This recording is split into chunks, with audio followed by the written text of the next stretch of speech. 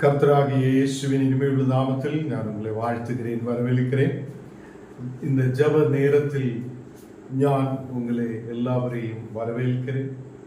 இந்த நாடுகளில் தேவன் நம்மை ஆசீர்வதித்து வழி நடத்துவார். நாம் ஜெபிக்கலாம். தேவனே, பரிசுத்த பிதாவே, இந்நாளுகளில் தேவனே, நீர் எங்களை பாதுகாக்குதவர், எங்களை வழி நடத்துதவருமாய் இருக்குதவைக்காக ஸ்தோத்திரம்.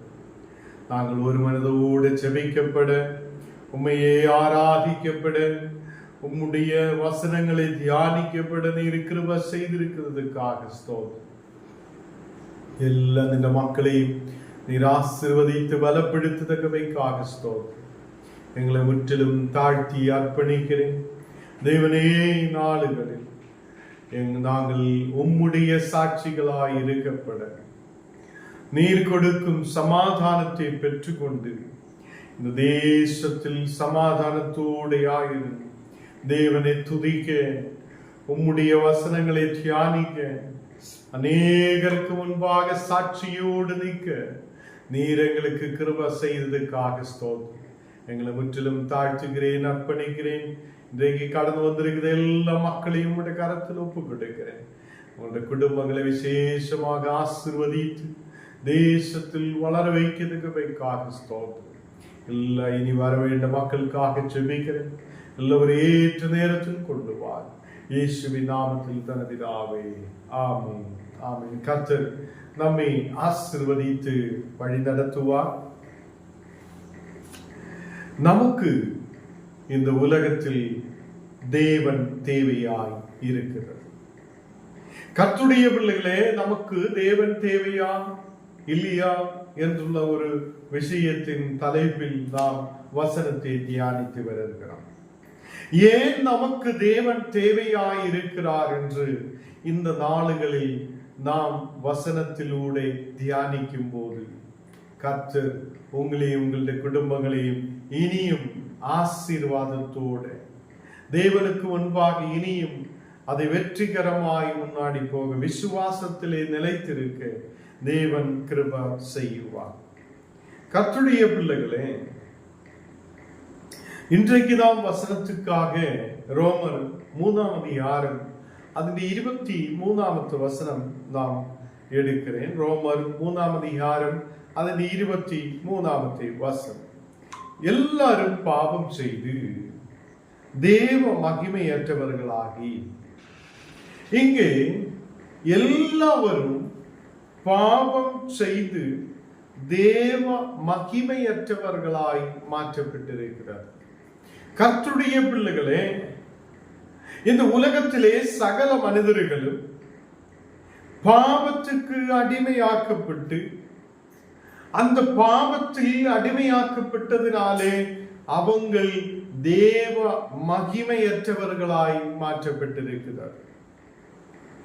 இங்குதான் பாவிகளாய் இருக்கிறவங்களே தேவன் ஆண்டவர் அவர் நேசிக்கிறவராய் இருக்கிறார். எப்படியாவது இவங்களே அதை கர்த்தருடைய ராஜ்யத்தில் கொண்டு வர வேண்டும் என்றும் இவங்களுடைய பாவங்கள் மன்னிக்கப்பட வேண்டும் என்று அந்த தகப்பன் பிதாவான தேவன் அவர் விரும்பி இருக்கிறார். கர்த்தருடைய பிள்ளைகளே, இந்த ஆளுகளில் எல்லா மனிதர்களும் பாவம் செய்து தேவ மகிமையற்றவர்களாய் அவங்கள் காணப்பட்டிருக்கிறார்.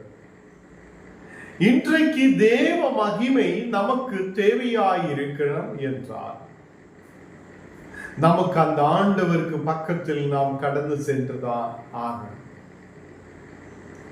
தேவன் இங்கேதான் நமக்கு தேவையாயிருக்கிறது. கடவுள் நமக்கு ஏன் தேவை என்றால், கடவுள் நமக்கு ஏன் தேவை என்றால்,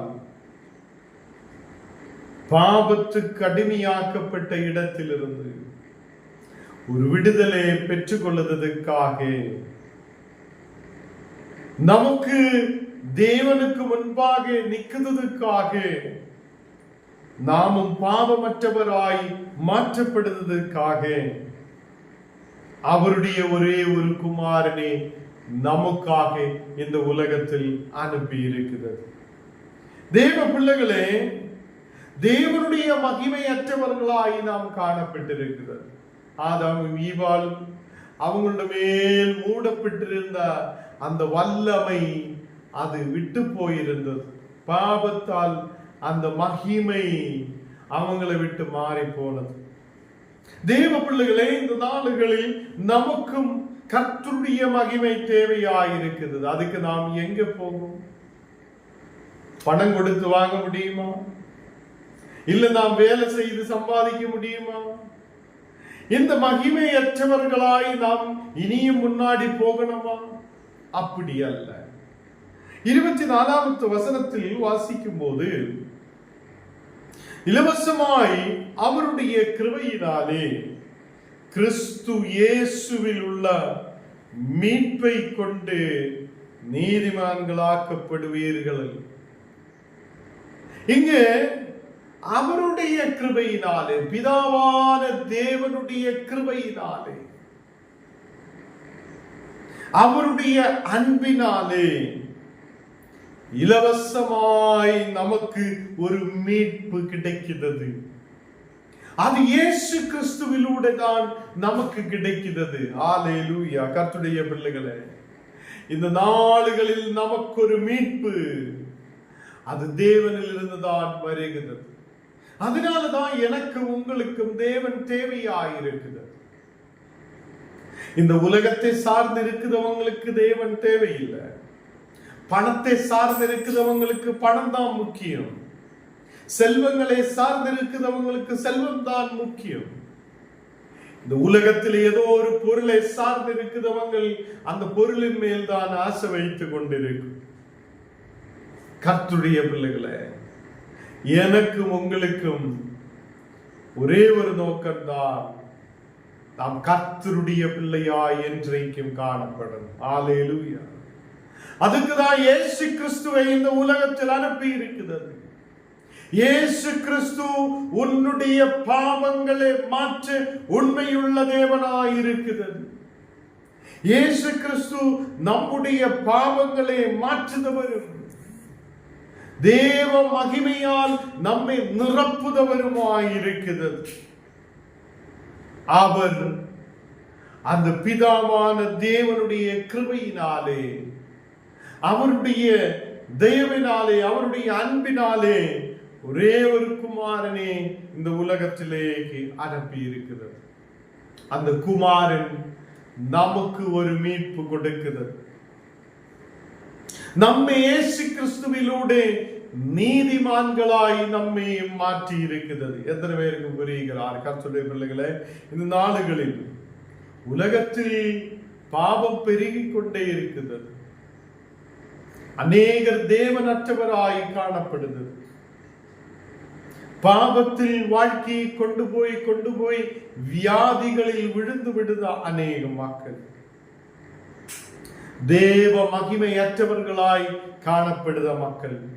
இவங்களுக்கு முன்பாக தான் தேவன் வெளிப்படுகிறார். ஹல்லேலூயா. இந்த நாளுகளில் நீ பாவியாய் இருக்குதோ, உன் பாவத்தை மாற்ற இயேசு உண்மையுள்ளவர் என்ற அந்த சத்தியத்தின் சுவிசேஷத்தை நாம் கேட்டிருக்கிறது. அந்த சத்திய சுவிசேஷத்தினாலே நமக்கு ஒரு மீட்பு இயேசு கிறிஸ்துவிலூടെ கிடைத்திருக்கிறது. அந்த இயேசு கிறிஸ்துவின் இரத்தத்தால் நாமும் கழுகப்பட்டிருக்கிறார், நாமும் பரிசுத்தப்பட்டிருக்கிறார், நமக்கு ஒரு விடுதல் உண்டு என்று நாம் நம்புகிறார். இந்த நாளுகளில் நீங்க பாவிகளாய் அல்ல, இயேசு கிறிஸ்துவிலூടെ நீதிமான்களாய் மாற்றப்பட்டிருக்கிறார். அங்கேயும் நமக்கு தேவன் தேவையாய் இருந்திருக்கிறது. அல்லேலூயா. எத்தனை பேருக்கு புரிகிறார்? கர்த்தருடைய பிள்ளைகளே, இந்த நாளுகளில் தேவன் உனக்கு தேவையாய் இருக்கிறது.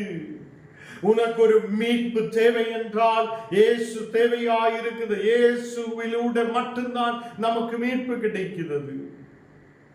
நாம் நீதிமான்களாய், பாவத்திலிருந்து நீதிமான்களாய் மாற்றப்படணும் என்றால் இயேசு கிறிஸ்துவிலூടെ தான் நமக்கு நீதிமான்களாய் மாற்ற முடியும். நம்முடைய பாவங்களை மாற்றுதவர், நம்மை மகிமையால் நிரப்புதவர்.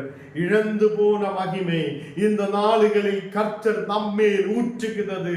அந்த வல்லமையால் தேவன் நம்மை நிரப்புகிறது. அந்த தெய்வீக ஆசீர்வாதத்தால் தேவன் நம்மை நிரப்புகிறது. ஹல்லேலூயா. ரோமர் 3 அதிகாரம் അതിന്റെ 9 വചനം വാസിക്കുമ്പോൾ, ஆனாலும் என்ன, அவர்களை பார்க்கிலும் நாங்கள் விசேஷித்தவர்களா? இங்கு 2-3 கேள்விகள் நமக்கு முன்பாக வைக்கிறார். ஆனால் என்ன, அவர்கள் பார்க்கிலும் நாங்கள் விசேஷித்தவர்களா? நாம் விசேஷித்த மக்களாய் இருக்குதா இல்லையா என்று அங்கு ஒரு கேள்வி வைக்கிறது. இவ்வளவு பேரும் விசேஷித்தவர்கள் அல்ல. யூதர் கிரேக்கர் யாவரும் பாபத்துக்கு உட்பட்டவர் என்பதை முன்பு திருஷ்டாந்தப்படுத்தினோமே என்று சொல்லுகிறது. இங்கே தேவனுக்கு முன்பாக நிற்கிறதாம். ஆண்டவரே, எனக்கு பாவம் ஒன்றும் இல்லை, நான் பரிசுத்தமாய் இருக்கிறார், நான் பாவம் செய்ததே இல்லை என்று சொல்லுவதில் அல்ல. நாம் நம்முடைய பாவங்களை அறிக்கையிட்டு தேவனே செய்த குறவுகளை மன்னியும் அந்த பாவங்களை ஏற்று கர்த்தருக்கு முன்பாக சொல்லும் போது நமக்கு மன்னிப்பு கொடுக்கிற ஒரு பிதா உண்டு என்று நாம் நம்புகிறார். அல்லேலூயா.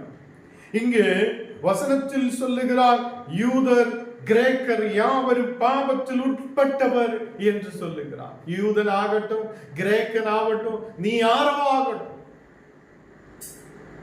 பாவத்தில் உட்பட்டவங்களாய் காணப்பட்டிருக்கிறது. அதுதான் இங்கே வசனத்தில் கேட்கிறார், அவர்களை பார்க்கிலும் நாங்கள் விசேஷித்தவர்களா? கர்த்தருடைய பிள்ளைகளே, நாம் இருளில் இருந்த மக்கள், அந்தகாரத்தில் இருந்த மக்கள், வெளிச்சமில்லாத இருந்த மக்கள், நாம் பாவத்துக்குள்ளே அடிமையாக்கப்பட்டவங்களாய் இருந்த மக்கள், நமக்கு இயேசு கிறிஸ்துவிலூടെ தான் ஒரு மீட்பு கிடைத்திருக்கிறது. ஆதாம் ஈவாளில் தொடங்கி எல்லா மனிதர்களுடைய மகிமையும் அதை போய்விட்டது, மகிமையற்றவர்களாய் காணப்பட்டது. நாடுகளில் இயேசு கிறிஸ்து சிலுவையில் ஆணிகளால் அறையப்பட்டதிலிருந்து எனக்கும் உங்களுக்கும் ஒரு மீட்பு கிடைத்திருக்கு. யாரெல்லாம் விசுவசிக்குதோ, யாரெல்லாம் அவரை நம்புதோ, யாரெல்லாம் அவருடைய மேல் விசுவாசமாய் இருக்குதோ அவன் ரட்சிக்கப்படுவான். அவனுக்கு ஒரு விடுதல் உண்டு. அவன் இந்த உலகத்தில் பாவியாய் அல்ல, இயேசு கிறிஸ்துவை விசுவசிக்கிறதிலூടെ, இயேசு கிறிஸ்துவுடைய சீஷர்களாய் மாற்றப்படுவதிலூടെ நாம் இயேசு கிறிஸ்துவினுடைய அதை சீஷர்களாய் மாற்றப்பட்டு நாம் தேவனுடைய பிள்ளைகளாய் மாற்றப்பட்டு நீதிமான்களாய் அவரிலூടെ நாம் நீதிமான்களாய் மாற்றப்படுகிறோம். இந்த உலகத்தில் இருக்கிற ஒரு பாவிக்கு மனம் திரும்பல் வேண்டும் என்றால் தேவன் தேவையாய் இருக்கிறது. எத்தனை பேருக்கு விசுவாசமாய் இருக்குது? எத்தனை பேர் விசுவாசமாய் இருக்கிறது? கர்த்தர் எனக்கு தேவை, என் குடும்பத்துக்கு கர்த்தர் தேவை. ஏனென்றால் சங்கீதக்காரனாய் தாவீது சொல்ற வார்த்தை கூட நாம் தியானித்து வசனத்தை முடிக்க நான் விரும்புகிறேன். சங்கீதம் 103 அதிலே 1 வசனம் வாசிக்கும் போது, சங்கீதம் 103 அதிலே 1 வசனம், தாவீது சங்கீதக்காரனாய் தாவீது சொல்லுகிறார், என் ஆத்துமாவே கர்த்தரே ஸ்தோத்திரி, என் முழு உள்ளமே அவருடைய பரிசுத்த நாமத்தை ஸ்தோத்திரி. தாவீது சொல்லுகிறார், என் ஆத்துமாவே கர்த்தரே ஸ்தோத்திரி. ஞானம் நீங்களும் கர்த்தரே ஸ்தோத்தரிக்கிற மக்களாய் காணப்படுகிறது. எதுக்கென்றால் தேவன் என்னை விடுவித்திருக்கிறது. இந்த உலகத்தில் நான் நாசமாய் போக வேண்டி இருந்தவன், இந்த உலகத்திலிருந்து அழிந்து போகிறதுக்காக இருந்தவன், இந்த உலகத்தில் ஒரு விடுதல் இல்லையே என்று சொல்லி அங்கே இங்கே அலைஞ்ச நமக்கு கர்த்தர் ஒரு விடுதலை கொடுத்தீரே, இந்த உலகத்தில் நமக்கு ஒரு விடுதலை கொடுத்தீரே, அவர் நமக்கு ஆரோக்கியத்தை கொடுத்தீரே, அவர் நம்மை எழுப்பி நிறுத்தியதே. இந்த நாளுகளில் அந்த தேவன் உண்மையுள்ளவர். ஹல்லேலூயா. அவரை நாம் ஸ்தோத்திரிக்கட்டும். முழு உள்ளத்தோடு நம்மை அதை அவருக்கு ஒப்பு கொடுத்து முழு உள்ளமே அவருடைய பரிசுத்த நாமத்தை ஸ்தோத்திரிக்கட்டும். ஹல்லேலூயா. கர்த்தருடைய பிள்ளைகளே, நாம் முழு உள்ளத்தோடு தேவனை தேடுத மக்களாய் காணப்படும். ஏனென்றால் நமக்கு ஒரு மீட்பை கொடுக்கிறவர் அவர்தான். நம்மை நீதிமான்களாய் மாற்றுகிறவர் தேவன் தான். அல்லேலூயா. அதனாலே தேவன் நமக்கு ஒரு விடுதலை கொடுக்கிறவராய் நம்மோடு கூட இருக்கிறது. சங்கீதக்காரன் 2வது வசனத்தில் சொல்லுகிறார், சங்கீதம் 103 அதிலே 2வது வசனம், என் ஆத்துமாவே கர்த்தரை ஸ்தோத்திரி, அவர் செய்த சகல உபகாரங்களையும் மறவாதே. உன் வாழ்க்கையில் எவ்வளோ உபகாரங்கள் தேவன் செய்திருக்கிறார். சின்ன வயதிலிருந்து நாம் நேற்று தினத்தில் எல்லாம் தியானித்திருக்கிறது. அம்மாவுடைய கர்ப்பத்தில் நாம் உருவாவதற்கு முன்னவே அவர் நம்மை அறிந்திருக்கிறார். அப்ப உருவாவதற்கு முன்னவே நம்மை கண்ட தேவன். நாம் எழும்பி நிற்க முடியாத அவயவங்கள் உருவாகாது இருக்கும் போதே நம்மை கண்ட தேவன். அல்லேலூயா. ஒரு எலும்பு கண்டமாய், எலும்பு கஷணமாய், சின்ன எலும்பாய் இருக்கும் போது தேவன் நம்மை அறிந்த தேவன். அல்லேலூயா. இந்த நாளுகளில் அந்த தேவன் செய்த சகல உபகாரங்களையும் நாம் நினைத்து நினைத்து அவரை ஸ்தோத்திரிக்கட்டும். அல்லேலூயா. அவர் செய்த உபகாரங்கள் மறக்காதே. நமக்கு டிவி கிடைக்கும் போது, நமக்கு ஒரு மொபைல் கிடைக்கும் போது, நமக்கு வீட்டிலே சகல நன்மைகளும் கிடைக்கும் போது, நமக்கு ஒரு கார் கிடைக்கும் போது, நமக்கு ஒரு பெரிய பெங்களாவு கிடைக்கும் போது, நமக்கு இந்த தேசத்தில் எல்லா ஆசீர்வாதங்களும் கிடைக்கும் போது, எல்லாம் ஆயாச்சு, இனி எதுவும் தேவையில்லை என்று உட்கார்ந்ததுக்காக அல்ல. உன்னை பாதுகாத்த தேவன், உனக்கு தேவையானதை கொடுத்த தேவன், உன்னை இதுவரையிலும் நடத்தின தேவன், அவரை நீ மறவாதே. அவரை முழு உள்ளத்தோடு நீ தேவனை ஸ்தோத்திரிக்க. அநேகர் இந்த நாடுகளில் இப்படிதான், சில ஆசீர்வாதங்கள் கிடைத்த உடனே பின்ன மறந்து விடு. சில பேர் இப்படிதான், திருமணம் ஆகுறதுக்காக எதிர்பார்த்து ஜெபிங்க. என்கிட்ட நிறைய பேர் சொல்லி இருக்கு, ஐயா திருமணம் ஆகுறதுக்காக ஜெபிங்க, ஞான அவங்களுக்காக ஜெபிக்கும். இந்த திருமணம் ஆகும்போது ஆகுறதுக்கு முன்னாடியே பையன்மார் சொல்லும், ஐயோ ஞானும் என் குடும்பமோ நாங்கள் கர்த்தரையே சேவிப்பேன், ஆண்டவருக்காக நிக்குவேன், ஜெபிப்பேன், அப்படி போவேன், இப்படி போவேன், நான் கர்த்தருக்காக தான் நிக்குவேன், என் குடும்பம் தேவனுக்காக நிக்குவேன் எல்லாம் சொல்லும். என்னதான் திருமணத்துக்கு முன்னாடி.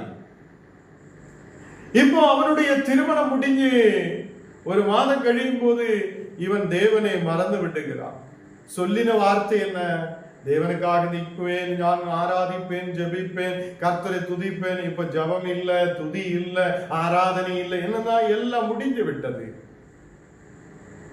தேவனுக்கு முன்பாக ஜெபிக்கும் போது மட்டும் சிலர் அது செய்யாம், இது செய்யாம், ஞான் அப்படி கொடுக்காம், இப்படி கொடுக்காம், ஞான் ஜெபிக்காம், கர்த்தருக்காக போகாம் என்னெல்லாம் சும்மாவே சொல்லுத மக்கள் இருக்கு.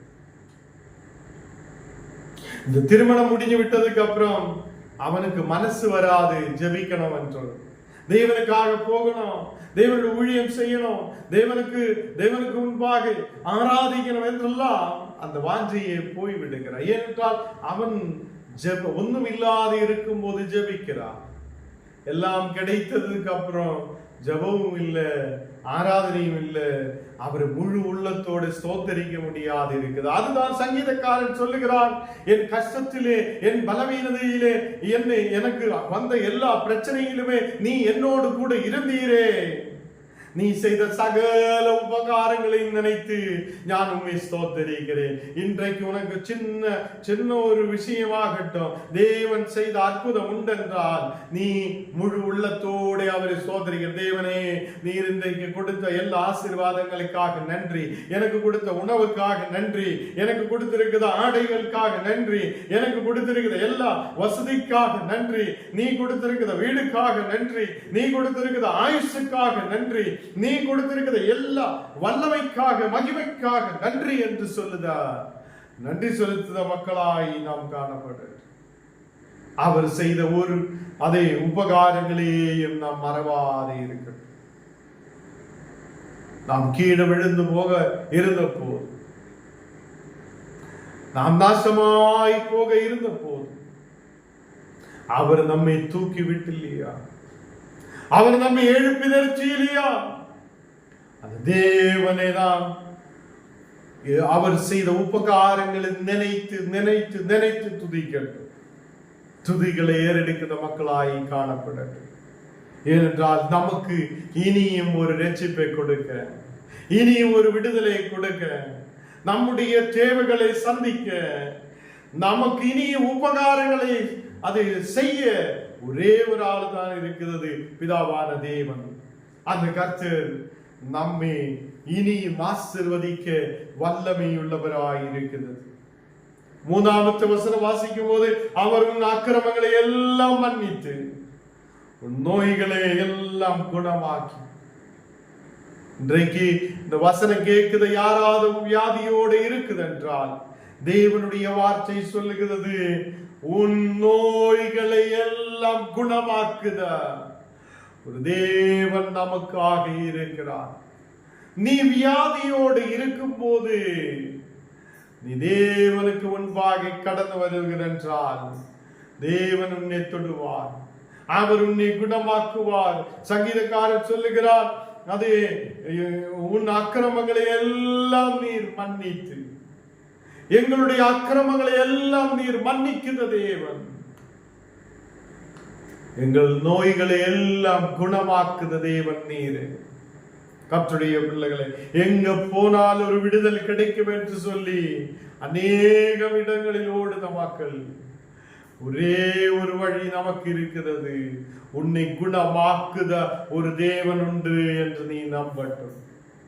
ஆண்டவரே, உண்மை எனக்கு தேவையாயிருக்கிறது, நீர் என்னை குணமாக்குங்க, நீர் என்னை விடுவிக்குங்க, என் தேவைகளை சந்திக்க, என்னுடைய அக்கிரமங்களை மாற்ற, என்னை ஒரு மன்னிப்புக்குள்ளே கொண்டு போக, என் பாவங்களை மன்னிக்க, அக்கிரமங்களை மன்னிக்க, என் நோய்களை குணமாக்க நீர்தான் எனக்கு இரட்சகராய் இருக்கிறது என்று நம்பட்டும். அல்லேலூயா. சங்கீதக்காரன் திருப்பியும் 4வது வசனத்தில் சொல்லுகிறது, உன் பிராணனை அழிவுக்கு விலக்கி மீட்டு. உன் பிராணனை அழிவிலிருந்து மீட்டு கொண்டு வருத ஒரு தேவன் உண்டு. ஹல்லேலூயா. எத்தனை பேர் நம்பிக்கை வைக்கிறார்? கர்த்தருடைய பிள்ளைகளே, இன்றைக்கு நாம் இந்த உலகத்தில் இருக்க வேண்டவங்கள் அல்ல, எப்பவே போக வேண்டவங்களாய் இருந்திருக்கிறது. நம்முடைய பிராணனை அழிவிலிருந்து மீட்குதா ஒரு தேவன் உண்டு. எத்தனை பேர் விசுவசிக்கிறார்? அவங்களுக்கு ஸ்தோத்திரம் சொல்லட்டும். ஆண்டவரே, உமக்கு நன்றி அப்பா, என் பிராணனை அழிவிலிருந்து காக்குத தேவனே, என்னை விடுவித்திருக்குத தேவனே. சின்ன வயதிலிருந்து இன்னே வரைக்கும் நம்முடைய பிராணனை பாதுகாத்து நடத்தின தேவன் ஒன்று. அல்லேலூயா. அவர் உண்மை உள்ளவராய் இருக்கிறார். இங்கே கர்த்தருடைய வார்த்தை சொல்லுகிறார், உன் பிராணனை அழிவுக்கு விலக்கி மீட்டு உன்னை கிருபையினாலும் இரக்கங்களினாலும் முடிசூற்றி. உன் பிராணனை விடுவித்தது மட்டுமல்ல, கிருபையினாலும் நிரப்பின தேவன், இரக்கத்தால் உன்னை பாதுகாத்த தேவன். கர்த்தருடைய பிள்ளைகளே, நாளுகளில் தேவ கிருபை, அவருடைய அன்பு நம்மோடு கூட இருக்கிறது.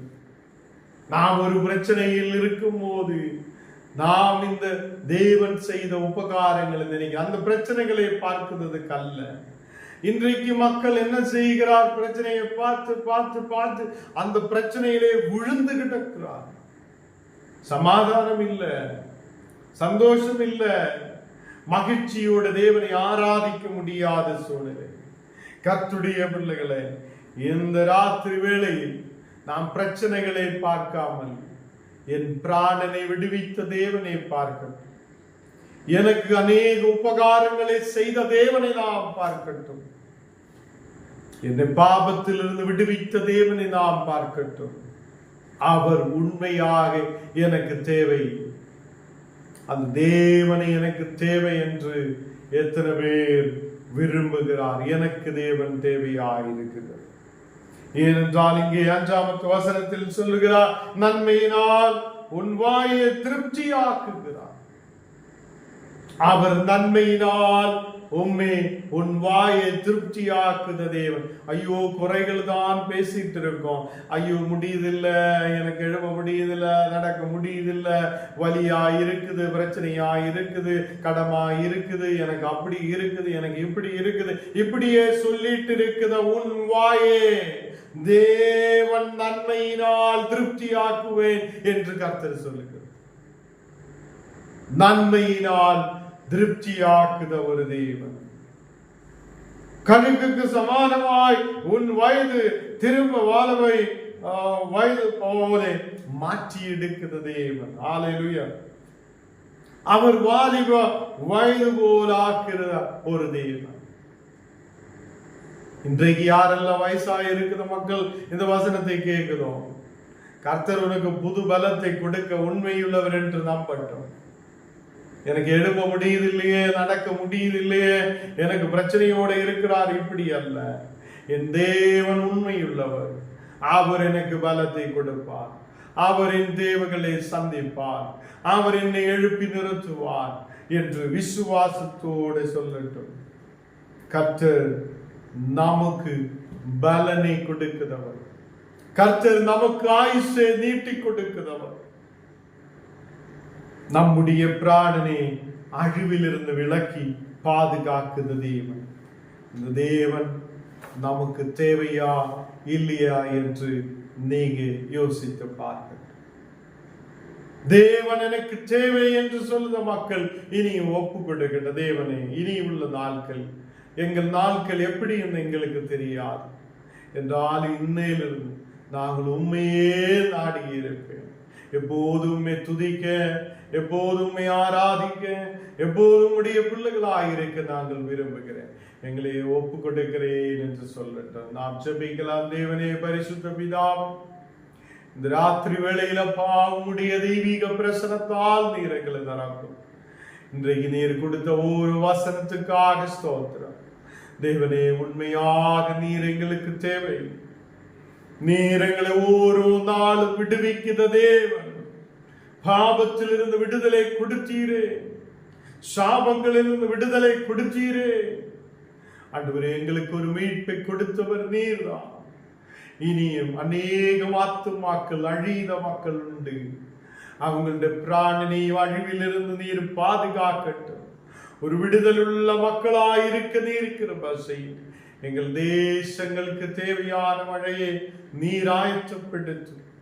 தேசத்தில் மக்கள், அநேக மக்கள் கண்ணீரோட பாரத்தோட ஆயிருக்கும் போது அந்த பாரங்களை மாற்றிக்கொண்டு வருத நாளுகளில் ஒரு பயங்கரமான சூடு, பயங்கரமான அது சூடு மக்களுக்கு வரப்போகுது என்று அநேகர் சொல்லும் போது, ஆண்டவரே, இந்த நாளுகளில் ஒரு பெரிய விடுதல் தேசத்துக்கு நீ அனுப்பட்டும்.